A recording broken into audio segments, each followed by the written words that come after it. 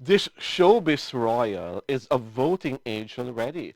That is why we are talking about it. This is Alwin Ignacio, the diva that you love.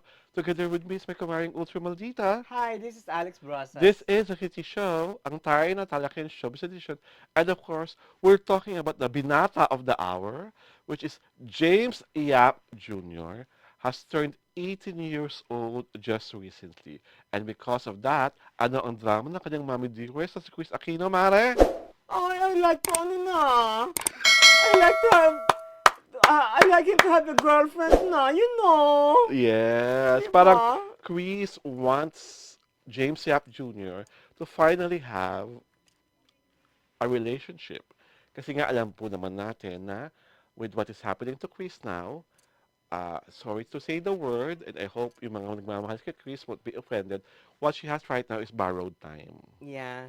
And she's doing her darnest best. Thank you. Nag-effect pa rin ang mga gamot. Pero from her latest uh, reveal, parang nalagdagan na naman ng kanyang autoimmune.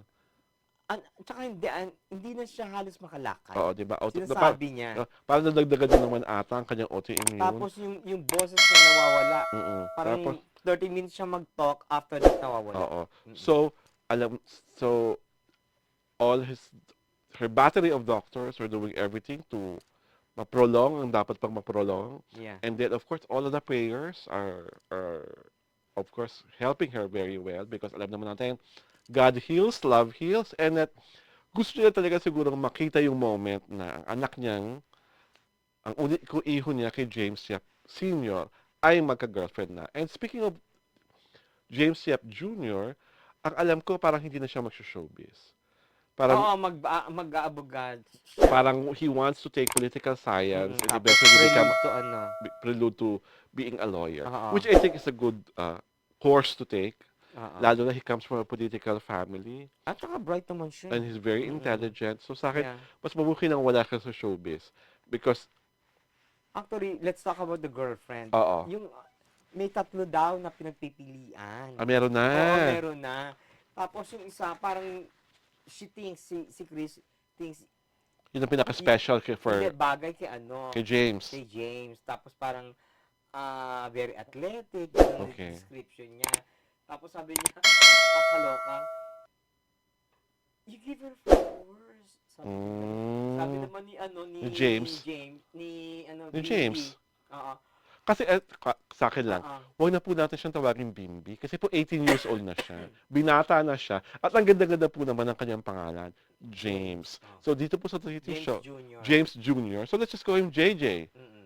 Kaysa naman Saka- Bimbi. So sabi ni James Jr., Mama, it's so outdated. Mm. Tawag dun parang hindi na uso. Wala na nagbibigay ng Oo, wala flowers. nang bibigyan ng, ay, you know what? Mm. Alam mo sinagot ni Chris? Ah. Give her Cartier. Oh. Typical, ano, that Very Chris. Oo. Give her Cartier. Taray, Cartier. Ano to yung ano, Chara? Or yung bag? Or one of the Oo. jewelry collections So, of parang- Cartier? So parang siya magbibigay, di ba? Di ba? O magsasuggest siya na, eto bilin mo for her. Or sobrang dami ng Hermes ko, anak. Give mo itong isa. Mm, Para hindi. assured na sure ang oo. Hindi, kasi Cartier yung ano eh. Mm. Ang in-specify niya eh. So, Cartier. may Cartier yan na 400,000 worth yung bag. Na parang dalawang bag yun na parang naka-X. That's 400,000. Baka yun ang ibigay. Well, di sa ba? akin, I just really hope that James Jr. enjoys his being 18 because 18 is really like a good year to discover yourself, to explore, to be more adventurous, Yeah. and to yun nga, to plot down the life that you want to happen. Diba? Lalo naman, hindi naman kayo Saka binati siya ni ni James Yap Oh, which is Senior. tama naman. Binati Diba? siya ng birthday niya. Oh, that's sweet. Very, Ako nga gusto ko nga, now that he's already 18, na binata na siya, yung, I hope, ma-rekindle yung relationship nila ng papa niya. Yung they get to hang out.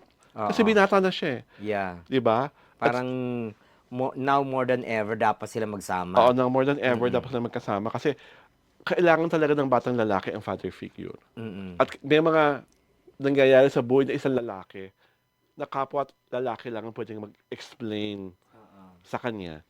And I think James is really like a good father.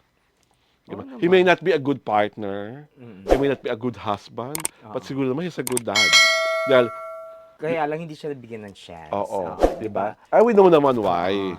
Di ba? 'Di ba? Yun lang yun eh, 'di ba? We know For naman the why. longest time, he Mm-mm. wasn't given the The chance. chance and the Mm-mm. opportunity. Mm-mm. And I'm sure he has reached out. Ito nga, nakapag-reach out ng birthday. Oo. See how much more yun talagang gusto niyang makasama yung anak niya.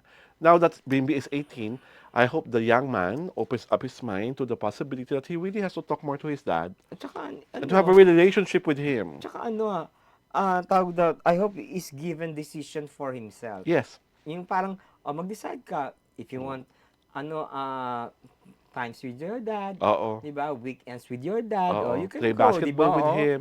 Di ba yung mga ganon? Parang, Oo. you're already 18, di ba? Oo. It's about time that you spend time with your dad, di ba? And to also know his Which, other siblings. oo, which you did not experience. When you were like a young boy. Oo, hindi mo na ano, renew Oo. whatever is there to renew with your dad, Oo. di Oo. ba? Di ba? Saka, I think that is something na, kasi, parang feeling ko, hindi lang siya mentally intelligent, emotionally intelligent as James Jr. Mm-mm. So I'm sure one of these days we will get to see that him and his dad bonding. At saka yung mga kapatid niya, 'di ba? Oo. Para at least 'di ba? Siya 'Di ang ba? kuya eh. Oo, 'di ba ang ganda nun makita sila sa isang senaryo na Oo, gano'n. saka siya ang kuya, di Oo, 'di ba? ba na nagbabanding kayo magkakapatid, 'di ba? Mm-mm. That's a welcome sight for the fans. Oo. 'Di ba? Oo. Saka that's good karma. Mm. Di ba? I don't want to go biblical about it, Ay but sabi nga ni Chris, 'di ba? Ano, now that Bimbi has, James Yap Jr. has turned 18, she will forget all about James Yap's seniors iba nga. shenanigans. Charot. Okay. Sabi niya yun eh. Sinabi niya talaga.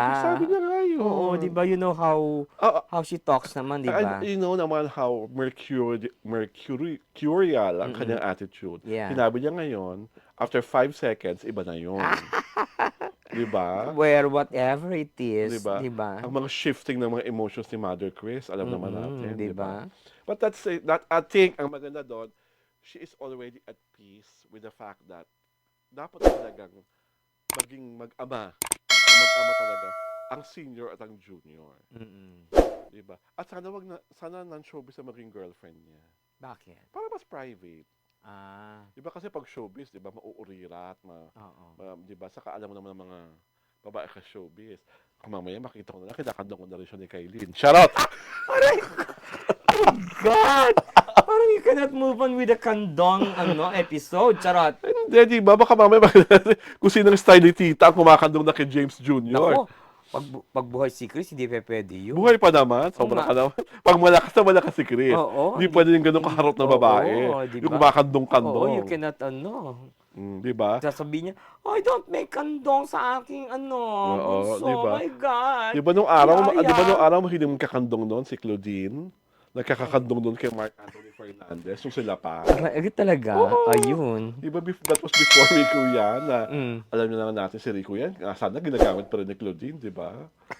Aray ko. Di ba? So sa akin, to James Yap Jr., happy birthday. And here at the Titi Show, we wish you all the best.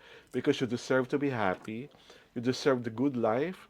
And I do hope that you prosper sa career path that you would like to take. And we just hope that you, of course, I'm sure mga Ateneo yan, or UP, or Oo. LaSalle, or whatsoever. Yeah. Baka mag-Harvard pa yan. Charot. Pag law na yun. Oo. Yung pre-law niya, I'm sure dito yan muna. Mm-mm. Diba? Ikaw, what's your wish for James Yap Jr.? I wish, mag-talk show siya. Oh. Kasi he's He has the gift, no?